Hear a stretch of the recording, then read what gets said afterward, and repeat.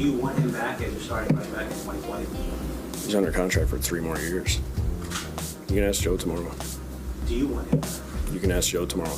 I'm not the personnel. I'm not in charge of personnel. That was Adam Gase season-ending press conference. That created a star, and it was explained to me that Gase was extra salty because it was Manish Mehta of the New York Daily News, and there's kind of a thing between the two of them. So Gase did get criticized for being a little What's abrupt Manish's new in that name? response. What's his name? Manish's new name? What are you talking about? What's his burner account on Twitter? That's all unconfirmed. So we're not going to go down that. Okay. We're not going to go down that path. It's something like Ryan or I know. I can't think of it remember because what everybody it was tweeting at him. Thanks for the name. Yeah. Anytime he would, for a while there, anytime he would tweet something, the response would be whatever the name was on the what it was supposed to be an Adam Gase burner account. It was made to look like it was a Gase burner account. And there was speculation that Manish actually set it up, but it's all been unconfirmed and uncorroborated, and that's water under the bridge. But we still need to determine what's going to happen with Le'Veon Bell in 2020. He believes he's still going to be a Jet. He said everybody's blowing everything out of proportion, water under the bridge. I didn't mean to use that term twice in 30 seconds. We're fine, we're good. Jets for 4 more years unless something drastic changes. Here's the thing, though. He acknowledged that they had trade talks. Yeah. Teams like the Texans and the Chiefs and the Packers and the Steelers had contacted the Jets. And the only reason it didn't happen, and he admitted this to me, we interviewed him during the season, that he wasn't willing to adjust his contract. If he'd been willing to adjust his contract, he'd have been traded. So we have more time in the offseason, a greater opportunity for teams to inquire and try to work something out where maybe Le'Veon Bell does take less, or maybe the Jets pay some of it to unload him. I wouldn't be stunned if he ends up back in Pittsburgh, Chris.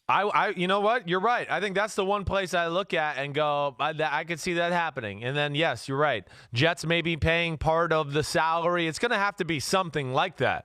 The Jets are backed into a corner here. Yeah, they signed Le'Veon Bell to, a contract that's probably a little too rich. Le'Veon Bell is certainly not going to make an adjustment to his contract. No, I mean, he's got all the leverage, at least for 1 more year, right? I mean, I'm looking at his salary. Guaranteed. Right. $13.5 million. Guaranteed and if this they year. let him go, it's $17 million in dead money. So they're not going to let that happen. Now, I will say this. First off, I do think Adam Gase still likes Le'Veon Bell. I think where this went wrong is Adam Gase has friends in the NFL, and I think they paid too much. Exactly. That's where I was going. He realized from people he talked to that they probably paid like $4 or $5 million a year more than what Le'Veon was being offered per year. And I don't think that sat well with them. But I also will say I don't think they used Le'Veon Bell to his full capabilities last year either, and that Adam Gase could certainly continue to expand that offense and maybe ride him a little harder in the run game. Le'Veon Bell is one of those runners where as the game goes on, he gets better and better. He's a big human being like Derrick Henry. Not as big as Derrick Henry, but a big guy. And I know that's the thing. When I saw him in person on the field, that was the one thing I was taken back by. Yeah, he's got all the quick moves and could do that. But, man, when he wants to run you over, he can run you over. He's got power to his game. And I don't know if he was necessarily put in those positions all year long, let alone, hey, the Jets, they were kind of all over the place as a team to begin with Sam Darnold and everything he had to deal with and mono and all that. Yeah, and Pittsburgh's an interesting one, though, Mike. You're right. I do still look at them as maybe being a player in this Le'Veon Bell thing if the Jets decide they do want to move another direction. And let's say that the Chiefs decide to kick the can for a year and not re-sign Patrick Mahomes until 2021. They were one of the teams that Le'Veon Bell identified as talking to the Jets about a trade. Would that not be something? Talk about the rich getting richer. Sorry, Damian Williams. We've got Le'Veon Bell. And that's one area on the team, all due respect to Damian Williams, that's one area on the team where the Chiefs could try to upgrade because that position hasn't been the same since they dumped Kareem Hunt. They still won a Super Bowl without Hunt.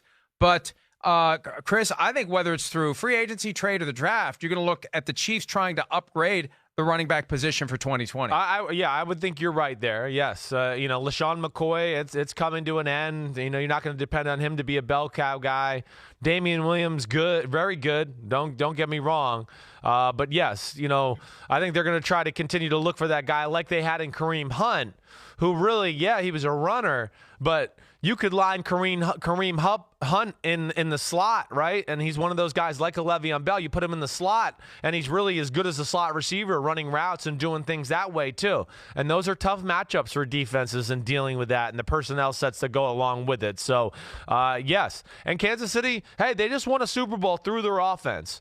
Average defense, great offense. I think they're going to continue to what you're saying, Mike, to make sure that part of their team is great and they can win games with Mahomes and Andy Reid. You can keep Damian Williams, too, the total compensation package for this year, $2.3 million. Oh, that's my gosh. Peanuts. That's for peanuts. Damian Williams. Right. Keep him. Le'Veon Bell, that's a hell of a 1-2 punch if they would decide to go that route. And, we've talked about the 49ers upgrading. The Chiefs are going to be looking to upgrade, too, but not at quarterback. Hi, I'm Mike Tirico, and thanks for watching. Make sure to hit subscribe for the latest news and highlights from NBC Sports.